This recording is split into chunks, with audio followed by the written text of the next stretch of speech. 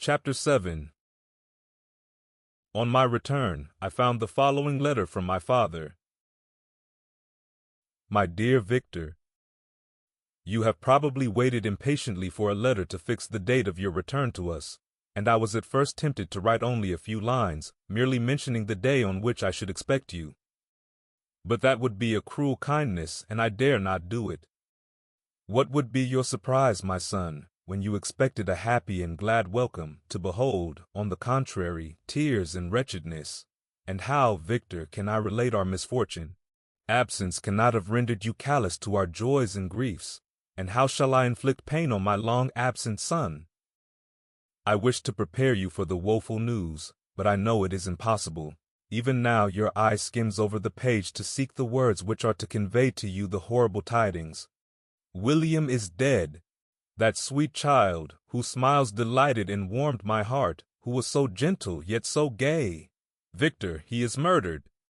I will not attempt to console you, but will simply relate the circumstances of the transaction. Last Thursday, May 7th, I, my niece, and your two brothers went to walk in Plainpalais. The evening was warm and serene, and we prolonged our walk farther than usual. It was already dusk before we thought of returning, and then we discovered that William and Ernest, who had gone on before, were not to be found. We accordingly rested on a seat until they should return. Presently Ernest came and inquired if we had seen his brother. He said that he had been playing with him, that William had run away to hide himself, and that he vainly sought for him, and afterwards waited for a long time, but that he did not return. This account rather alarmed us, and we continued to search for him until night fell, when Elizabeth conjectured that he might have returned to the house. He was not there. We returned again with torches, for I could not rest when I thought that my sweet boy had lost himself, and was exposed to all the damps and dews of night. Elizabeth also suffered extreme anguish. About 5 in the morning I discovered my lovely boy, whom the night before I had seen blooming and active in health, stretched on the grass, livid and motionless. The print of the murderer's finger was on his neck. He was conveyed home, and the anguish that was visible in my countenance betrayed the secret to Elizabeth. She was very earnest to see the corpse. At first I attempted to prevent her, but she persisted, and entering the room where it lay, hastily examined the neck of the victim, and clasping her hands exclaimed, "O God, I have murdered my darling child." She fainted and was restored with extreme difficulty. When she again lived, it was only to weep and sigh.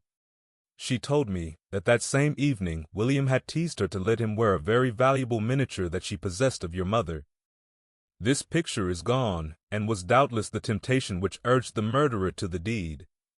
We have no trace of him at present, although our exertions to discover him are unremitted, but they will not restore my beloved William. Come, dearest Victor, you alone can console Elizabeth. She weeps continually and accuses herself unjustly as the cause of his death. Her words pierce my heart. We are all unhappy, but will not that be an additional motive for you, my son, to return and be our comforter? Your dear mother. Alas, Victor, I now say, thank God she did not live to witness the cruel, miserable death of her youngest darling. Come, Victor, not brooding thoughts of vengeance against the assassin, but with feelings of peace and gentleness that will heal, instead of festering, the wounds of our minds. Enter the house of mourning, my friend, but with kindness and affection for those who love you, and not with hatred for your enemies. Your affectionate and afflicted father, Alphonse Frankenstein. Geneva, May 12, 17. Clerval, who had watched my countenance as I read this letter, was surprised to observe the despair that succeeded the joy I had first expressed on receiving news from my friends. I threw the letter on the table and covered my face with my hands.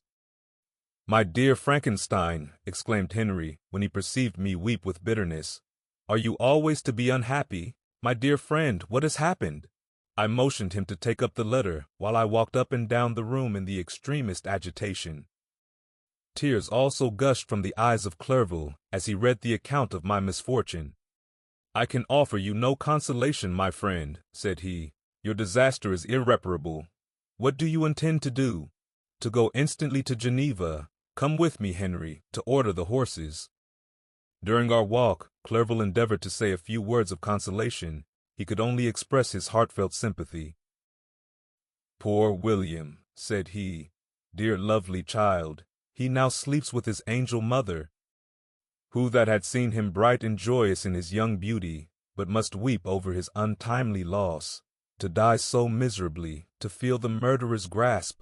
How much more a murder that could destroy radiant innocence, poor little fellow. One only consolation have we, his friends mourn and weep, but he is at rest. The pang is over, his sufferings are at an end forever. A sod covers his gentle form, and he knows no pain. He can no longer be a subject for pity. We must reserve that for his miserable survivors." Clerval spoke thus as we hurried through the streets.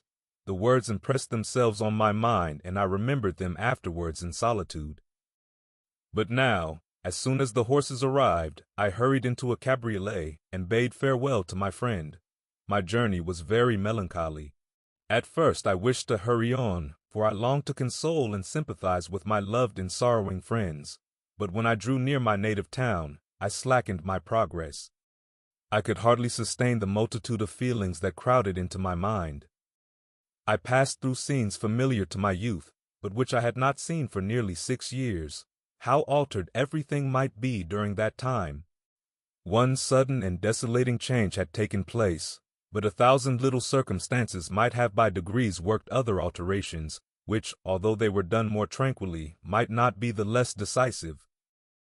Fear overcame me. I dared no advance, dreading 1,000 nameless evils that made me tremble, although I was unable to define them. I remained 2 days at Lausanne in this painful state of mind. I contemplated the lake. The waters were placid, all around was calm, and the snowy mountains, the palaces of nature, were not changed. By degrees the calm and heavenly scene restored me, and I continued my journey towards Geneva.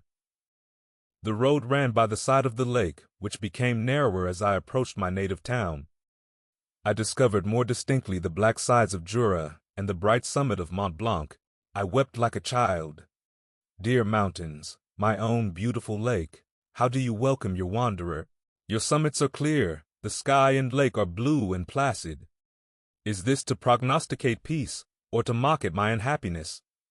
I fear, my friend, that I shall render myself tedious by dwelling on these preliminary circumstances, but they were days of comparative happiness, and I think of them with pleasure.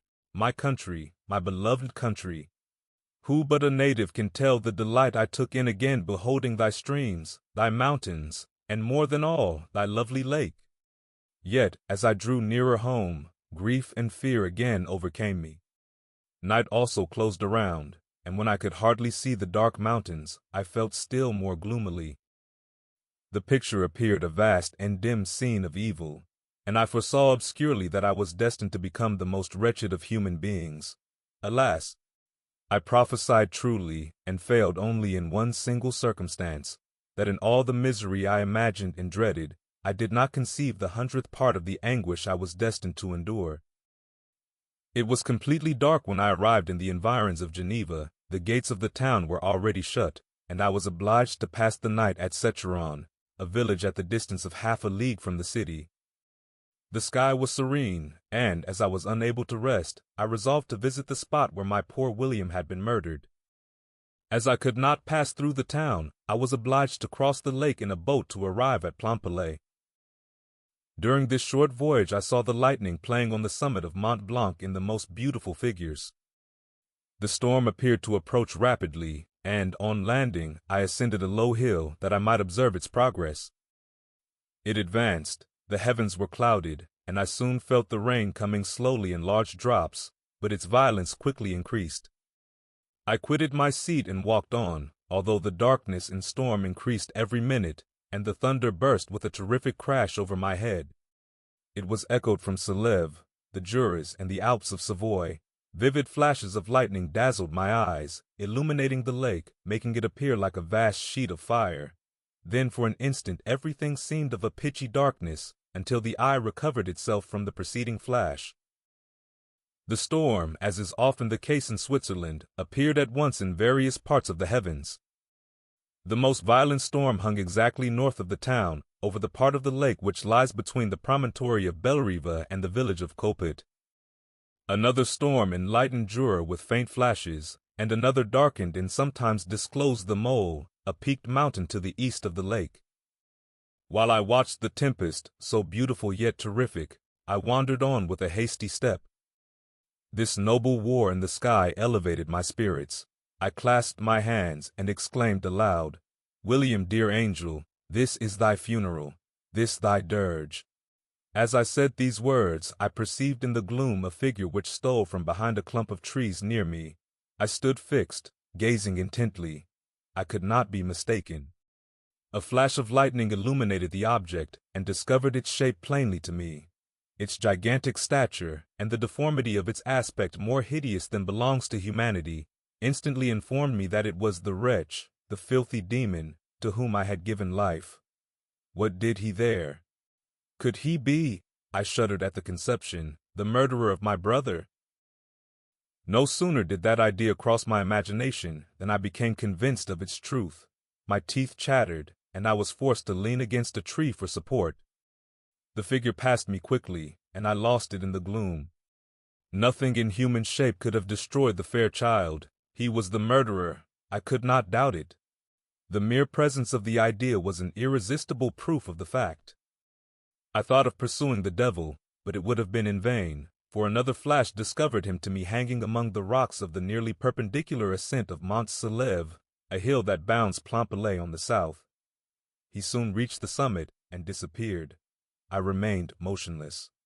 The thunder ceased, but the rain still continued, and the scene was enveloped in an impenetrable darkness.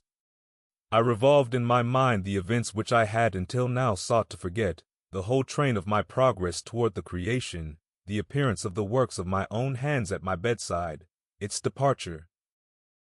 2 years had now nearly elapsed since the night on which he first received life, and was this his first crime? Alas! I had turned loose into the world a depraved wretch, whose delight was in carnage and misery. Had he not murdered my brother? No one can conceive the anguish I suffered during the remainder of the night, which I spent, cold and wet, in the open air. But I did not feel the inconvenience of the weather. My imagination was busy in scenes of evil and despair.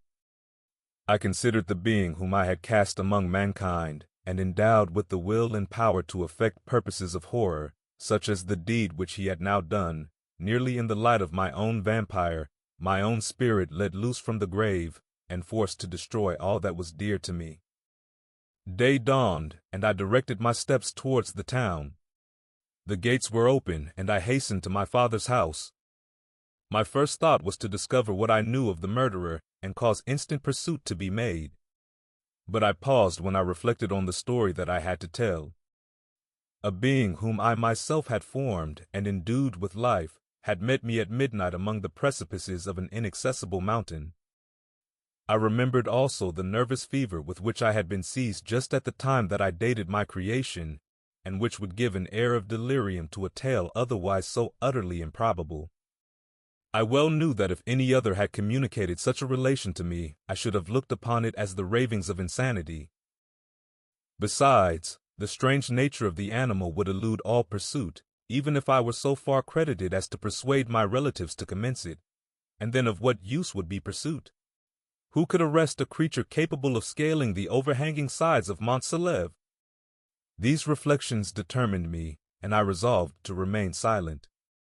It was about 5 in the morning when I entered my father's house.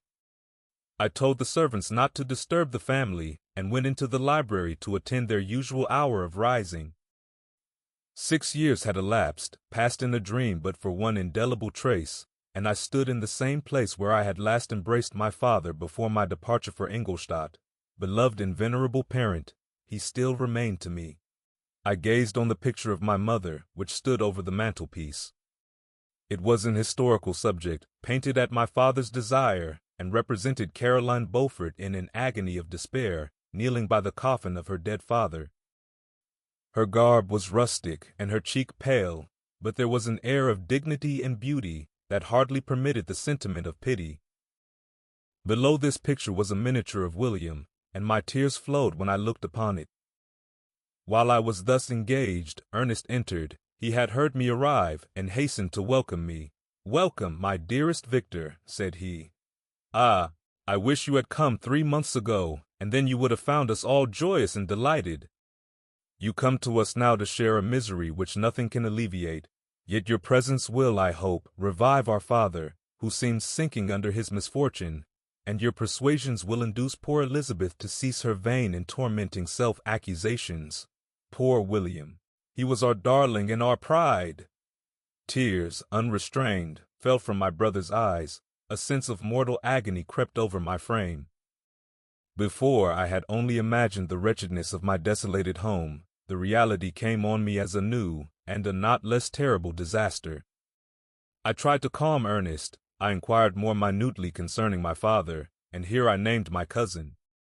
"She most of all," said Ernest, "requires consolation. She accused herself of having caused the death of my brother, and that made her very wretched. But since the murderer has been discovered—" "The murderer discovered? Good God, how can that be? Who could attempt to pursue him?" "It is impossible. One might as well try to overtake the winds, or confine a mountain stream with a straw. I saw him too. He was free last night." "I do not know what you mean," replied my brother in accents of wonder, "but to us the discovery we have made completes our misery.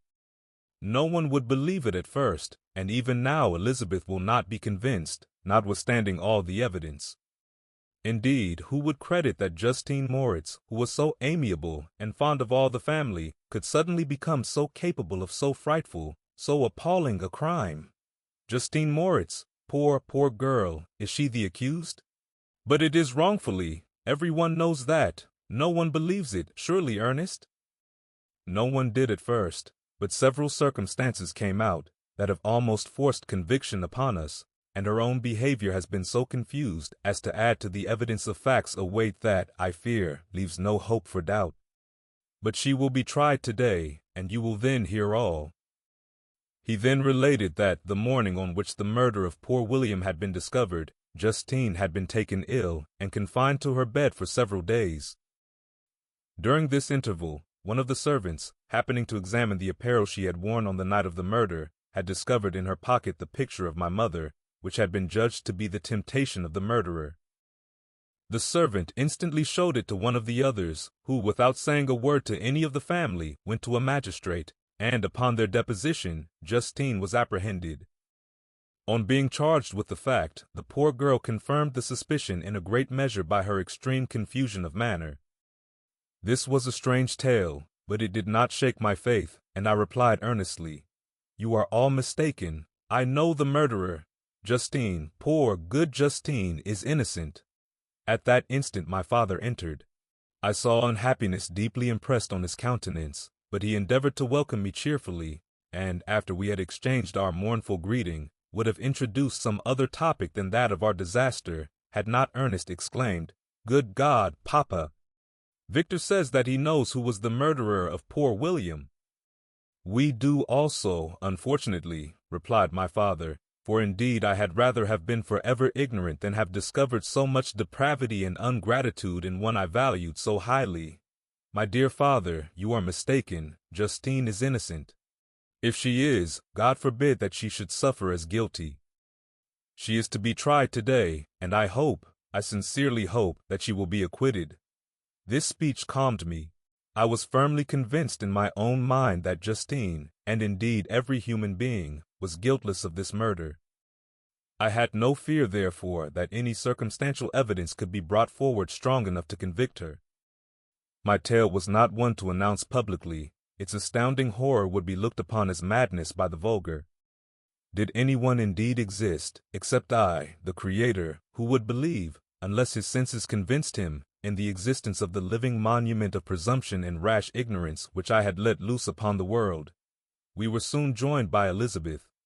Time had altered her since I last beheld her. It had endowed her with loveliness surpassing the beauty of her childish years. There was the same candor, the same vivacity, but it was allied to an expression more full of sensibility and intellect.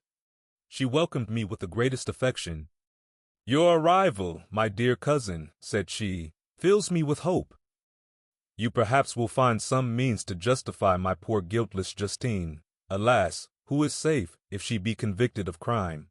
I rely on her innocence as certainly as I do upon my own. Our misfortune is doubly hard to us. We have not only lost that lovely darling boy, but this poor girl, whom I sincerely love, is to be torn away by even a worse fate. If she is condemned, I never shall know joy more. But she will not, I am sure she will not, and then I shall be happy again, even after the sad death of my little William. She is innocent, my Elizabeth, said I, and that shall be proved. Fear nothing, but let your spirits be cheered by the assurance of her acquittal. How kind and generous you are. Everyone else believes in her guilt, and that made me wretched, for I knew that it was impossible, and to see everyone else prejudiced in so deadly a manner rendered me hopeless and despairing. She wept. Dearest niece, said my father, dry your tears. If she is, as you believe, innocent, rely on the justice of our laws and the activity with which I shall prevent the slightest shadow of partiality. Chapter 8. We passed a few sad hours until 11 o'clock, when the trial was to commence. My father and the rest of the family being obliged to attend as witnesses, I accompanied them to the court. During the whole of this wretched mockery of justice, I suffered living torture. It was to be decided whether the result of my curiosity and lawless devices would cause the death of two of my fellow beings, one a smiling babe full of innocence and joy, the other far more dreadfully murdered, with every aggravation of infamy that could make the murder memorable in horror. Justine also was a girl of merit and possessed qualities which promised to render her life happy. Now all was to be obliterated in an ignominious grave, and I the cause. 1,000 times rather would I have confessed myself guilty of the crime ascribed to Justine, but I was absent when it was committed, and such a declaration would have been considered as the ravings of a madman, and would not have exculpated her who suffered through me. The appearance of Justine was calm. She was dressed in mourning, and her countenance, always engaging, was rendered, by the solemnity of her feelings, exquisitely beautiful. Yet she appeared confident in innocence and did not tremble, although gazed on and execrated by thousands, for all the kindness which her beauty might otherwise have excited was obliterated in the minds of the spectators by the imagination of the enormity she was supposed to have committed. She was tranquil, yet her tranquillity was evidently constrained, and as her confusion had before been adduced as a proof of her guilt, she worked up her mind to an appearance of courage. When she entered the court, she threw her eyes round it and quickly discovered where we were seated. A tear seemed to dim her eye when she saw us, but she quickly recovered herself, and a look of sorrowful affection seemed to attest her utter guiltlessness. The trial began, and after the advocate against her had stated the charge, several witnesses were called. Several strange facts combined against her, which might have staggered anyone who had not such proof of her innocence as I had. She had been out the whole of the night on which the murder had been committed, and towards morning had been perceived by a market woman not far from the spot where the body of the murdered child had been afterwards found.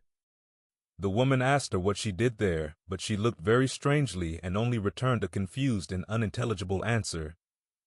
She returned to the house about 8 o'clock, and when one inquired where she had passed the night, she replied that she had been looking for the child and demanded earnestly if anything had been heard concerning him. When shown the body, she fell into violent hysterics and kept her bed for several days. The picture was then produced which the servant had found in her pocket, and when Elizabeth, in a faltering voice, proved that it was the same which, an hour before the child had been missed, she had placed round his neck, a murmur of horror and indignation filled the court. Justine was called on for her defense. As the trial had proceeded, her countenance had altered. Surprise, horror, and misery were strongly expressed. Sometimes she struggled with her tears, but when she was desired to plead, she collected her powers and spoke in an audible although variable voice. God knows, she said, how entirely I am innocent. But I do not pretend that my protestation should acquit me. I rest my innocence on a plain and simple explanation of the facts which have been adduced against me, and I hope the character I have always borne will incline my judges to a favorable interpretation where any circumstance appears doubtful or suspicious. She then related that, by the permission of Elizabeth, she had passed the evening of the night on which the murder had been committed at the house of an aunt at Shen, a village situated at about a league from Geneva. On her return, at about 9 o'clock, she met a man who asked her if she had seen anything of the child who was lost. She was alarmed by this account and passed several hours in looking for him, when the gates of Geneva were shut, and she was forced to remain several hours of the night in a barn belonging to a cottage, being unwilling to call up the inhabitants, to whom she was well known. Most of the night she spent here watching. Towards morning she believed that she slept for a few minutes. Some steps disturbed her, and she awoke. It was dawn, and she quitted her asylum, that she might again endeavor to find my brother. If she had gone near the spot where his body lay, it was without her knowledge. That she had been bewildered when questioned by the market woman was not surprising, since she had passed a sleepless night and the fate of poor William was yet uncertain. Concerning the picture she could give no account. "I know," continued the unhappy victim, "how heavily and fatally this one circumstance weighs against me, but I have no power of explaining it, and when I have expressed my utter ignorance, I am only left to conjecture concerning the probabilities by which it might have been placed in my pocket. But here also I am checked. I believe that I have no enemy on earth, and none surely would have been so wicked as to destroy me wantonly. Did the murderer place it there? I know of no opportunity afforded him for so doing, or, if I had, why should he have stolen the jewel, to part with it again so soon? I commit my cause to the justice of my judges, yet I see no room for hope.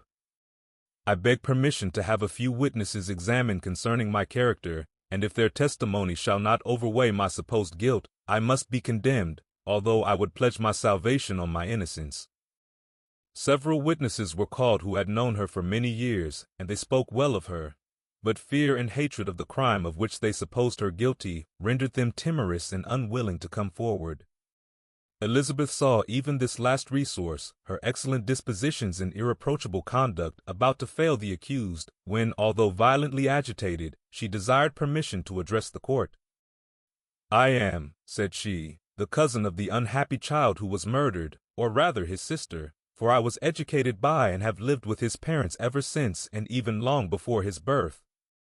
It may therefore be judged indecent in me to come forward on this occasion, but when I see a fellow creature about to perish through the cowardice of her pretended friends, I wish to be allowed to speak, that I may say what I know of her character.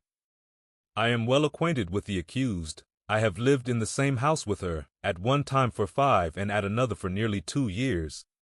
During all that period she appeared to me the most amiable and benevolent of human creatures.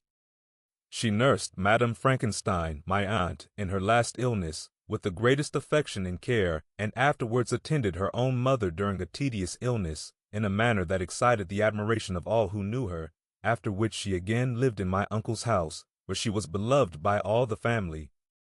She was warmly attached to the child who is now dead, and acted towards him like a most affectionate mother. For my own part, I do not hesitate to say that, notwithstanding all the evidence produced against her, I believe and rely on her perfect innocence. She had no temptation for such an action. As to the bauble on which the chief proof rests, if she had earnestly desired it, I should have willingly given it to her, so much do I esteem and value her." A murmur of approbation followed Elizabeth's simple and powerful appeal, but it was excited by her generous interference, and not in favor of poor Justine, on whom the public indignation was turned with renewed violence, charging her with the blackest ingratitude. She herself wept as Elizabeth spoke, but she did not answer.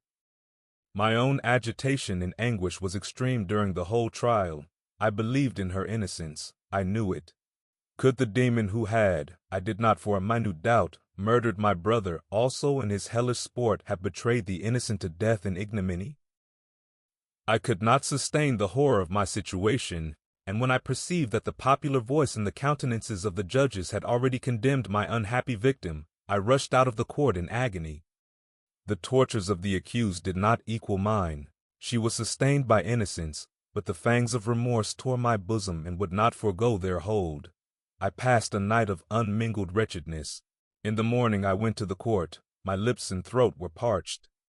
I dared not ask the fatal question, but I was known, and the officer guessed the cause of my visit. The ballots had been thrown, they were all black, and Justine was condemned. I cannot pretend to describe what I then felt. I had before experienced sensations of horror, and I have endeavored to bestow upon them adequate expressions, but words cannot convey an idea of the heart-sickening despair that I then endured. The person to whom I addressed myself added that Justine had already confessed her guilt. That evidence, he observed, was hardly required in so glaring a case, but I am glad of it, and indeed none of our judges like to condemn a criminal upon circumstantial evidence, be it ever so decisive. This was strange and unexpected intelligence. What could it mean? Had my eyes deceived me? And was I really as mad as the whole world would believe me to be if I disclosed the object of my suspicions? I hastened to return home, and Elizabeth eagerly demanded the result. "My cousin," replied I, "it is decided as you may have expected. All judges had rather that 10 innocent should suffer than that one guilty should escape. But she has confessed." This was a dire blow to poor Elizabeth, who had relied with firmness upon Justine's innocence. "Alas," said she, "how shall I ever again believe in human goodness? Justine, whom I loved and esteemed as my sister, how could she put on those smiles of innocence only to betray? Her mild eyes seemed incapable of any severity or guile, and yet she has committed a murder." Soon after we heard that the poor victim had expressed a desire to see my cousin. My father wished her not to go, but said that he left it to her own judgment and feelings to decide. "Yes," said Elizabeth, "I will go, although she is guilty, and you, Victor, shall accompany me. I cannot go alone." The idea of this visit was torture to me, yet I could not refuse. We entered the gloomy prison chamber and beheld Justine sitting on some straw at the farther end. Her hands were manacled, and her head rested on her knees. She rose on seeing us enter, and when we were left alone with her, she threw herself at the feet of Elizabeth, weeping bitterly. My cousin wept also. "Oh, Justine," said she, "why did you rob me of my last consolation? I relied on your innocence, and although I was then very wretched, I was not so miserable as I am now.